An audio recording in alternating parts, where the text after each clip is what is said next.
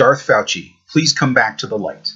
People often make terrible decisions based on fear, and I understand that. I think a lot of people understand that. The more power, influence, or other resources to which someone has access, the more catastrophic is likely to be a person's fear-based decision. And once somebody has made one terrible fear-based decision, making the next one based on fear is only more likely, and you can just kind of cascade to there, where suddenly you're just reacting completely to fear and not to anything else. So I can't read your mind. I'm trying to give you the benefit of the doubt here. It seems like any sensible person who woke up and found himself in a position like yours should be absolutely terrified. Absolutely terrified. So the choices are: you can acknowledge what happened and how you got there, or you can keep doubling down and encouraging people more and more to believe the absolute worst about you. So there's that third option you think exists? No, wishful thinking. No, that was never a third option, and I'm probably going to get to that in a minute. Immediately, talking about you've got a February 2020 interview where you're characterizing people as possibly irrational in terms of reacting prematurely to the threat of a novel coronavirus outbreak.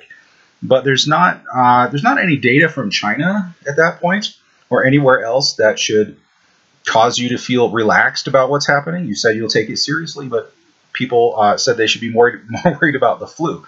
The previous year, it would make sense that they were more worried about the flu because the flu was actually happening. Like it happens every year. But your suggestion that the flu was something to be more concerned about appealed to the idea that the unknown is something that people are pointlessly afraid of. This makes sense on its surface, but of which thing were you pointlessly afraid when you took millions of taxpayer dollars to Wuhan, China, to conduct research not on the flu, which already existed and was already killing a bunch of people, but on a novel coronavirus that didn't even exist yet, that you were afraid of in spite of the fact that previous novel coronavirus outbreaks hadn't really added up to the flu. So it's not really clear what you were trying to do in Wuhan.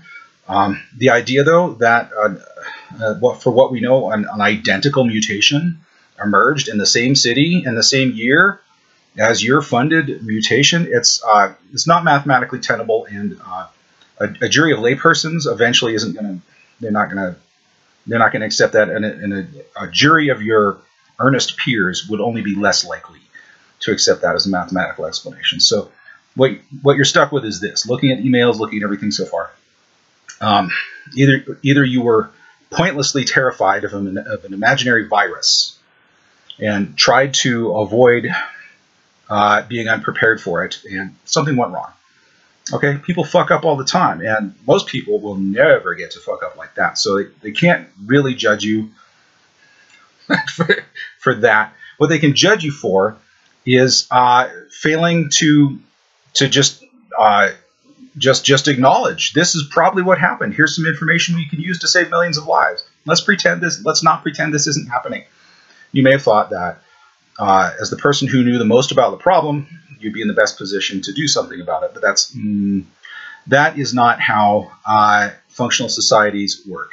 You don't get to keep pretending that you don't have any idea of what's going on, and that's what you told people in the the National Geographic interview. You said you just didn't understand.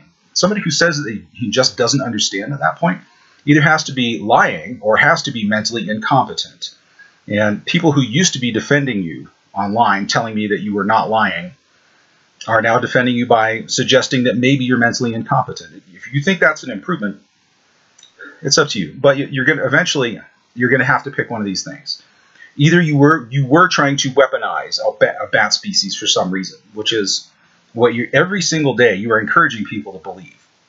You're encouraging people to believe that by not simply fessing up on what actually happened in Wuhan or what your part in it was. Okay, so left on its course, your apparently unstoppable mode of self-destructive behavior is inviting various entities around the world to retroactively scrutinize your every statement and your every gesture in order to build a case against you. There's a list of nations that have extradition treaties with the U.S. They're going to indict you eventually. It's going to happen. It's unstoppable. Okay, in the meantime, your other option, tell people that you fucked up. How could it be worse?